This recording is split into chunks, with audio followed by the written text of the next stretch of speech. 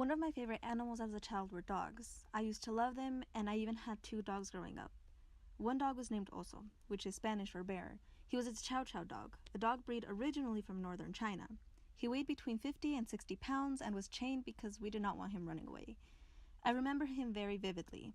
He loved the snow and refused to come inside in the winter. We had him on a chain so long he could run around the entire front yard. We often took him for walks, but he was so strong it felt like he was taking us for walks instead. Me and my nephews could be classified as those annoying children who entertain themselves by going out late without permission, poking fish under a nearby bridge, and throwing rocks at things we should not have been throwing rocks at. One of those things included Oso. We were throwing small rocks at him when he came running at us. All 3 of us ran in opposite directions. I hid behind a car, but my niece and nephew were not as lucky. Both of them were bit and scratched. My father was furious with Oso. He even hit him and shortened his chain. Now, as I said before, we were just kids, and before we knew it, we were probably annoying the dog just a few days later. I'm sure you're wondering what any of this has to do with rap music and praising drugs and violence.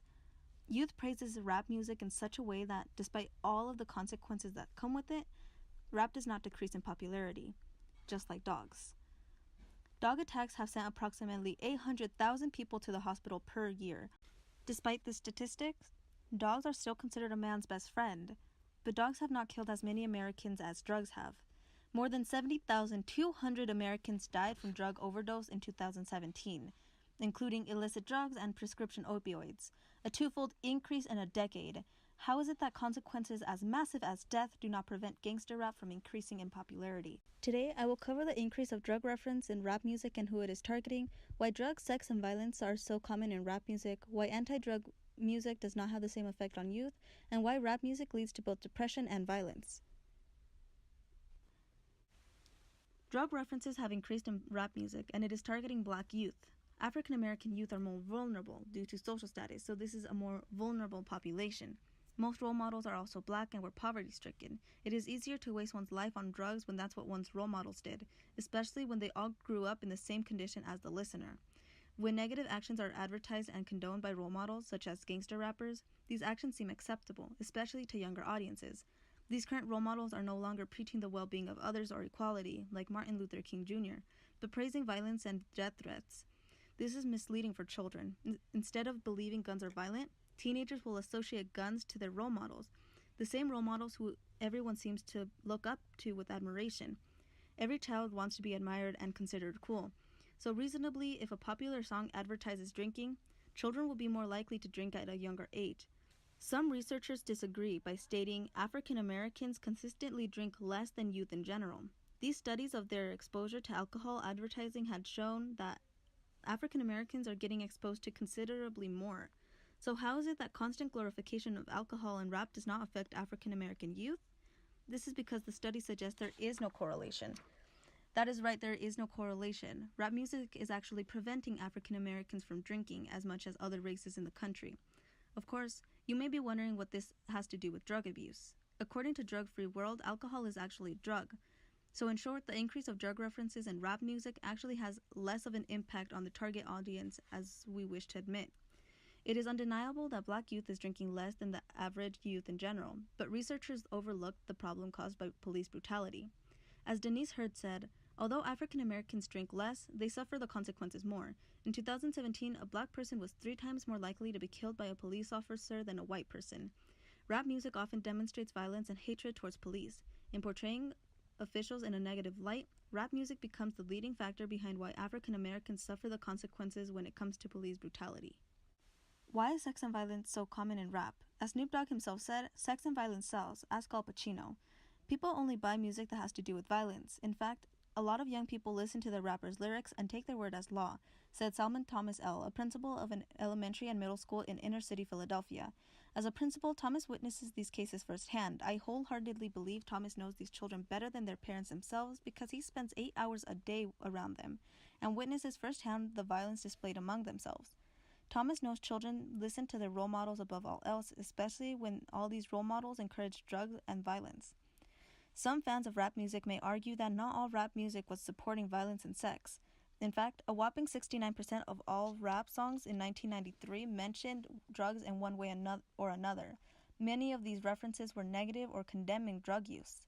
You see, artists may have rapped about drugs, but that does not necessarily mean they supported them.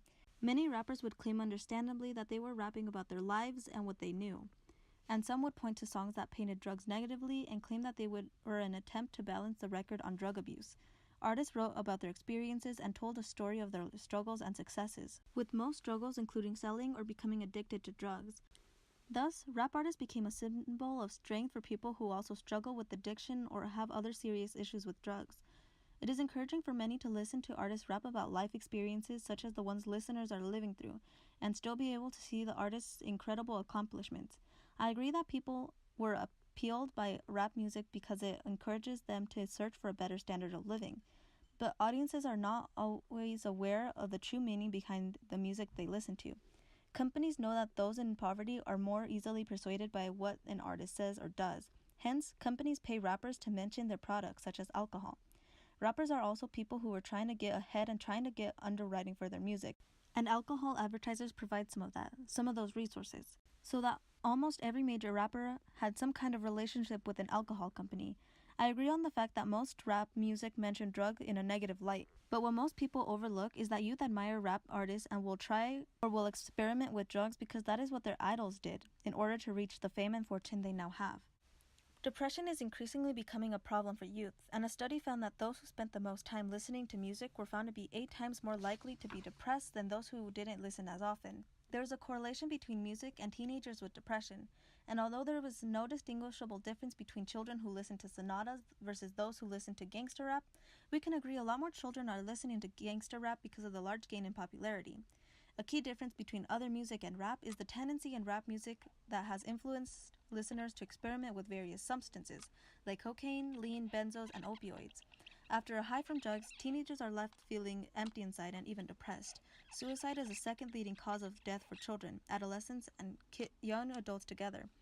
Suicide is often a consequence of untreated depression, but what is the best way to remedy this mental illness? When you look at sometimes ethnic minorities, a lot of them don't identify with talking treatment.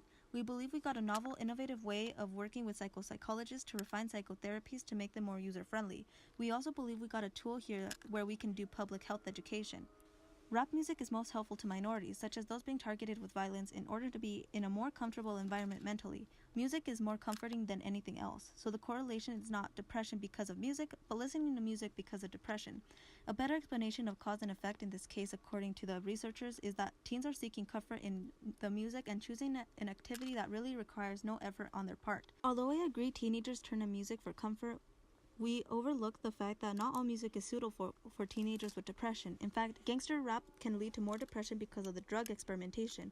With increased popularity in rap, drugs are often encouraged as a coping mechanism, and so youth, in listening to rap music, will conclude drugs are a helpful solution to their problems. Rap listeners are children throwing stones at dogs. Despite the bites, children will go back to entertaining themselves in the same manner which hurt them in the first place. Rap listeners do the exact same. They continue to listen to gangster rap, they continue to popularize the genre, and they continue to spread the words of hate. If we do not teach children to deal with peer pressure or to know right from wrong, violence will only skyrocket, affecting both your health and mine. In fact, we must first start with ourselves by not listening to so much drug-glorifying music in front of children and teenagers. We must end the culture of praising artists because of their drug backgrounds. Oso was not at fault for what we did as children. Oso was wrongfully punished for our mistreatment of him. The same can be said about rap music. Most artists simply speak of their lives before their fame. It is our duty as adults and adolescents to be aware of the consequences of rap music and act with precaution. If a younger child sees this music being taken to heart, he will also take it to heart. Seeing Oso being hit by my father gave me the false sense that bothering the dog was alright. So maybe not only are artists role models, but the adults in children's lives are role models as well.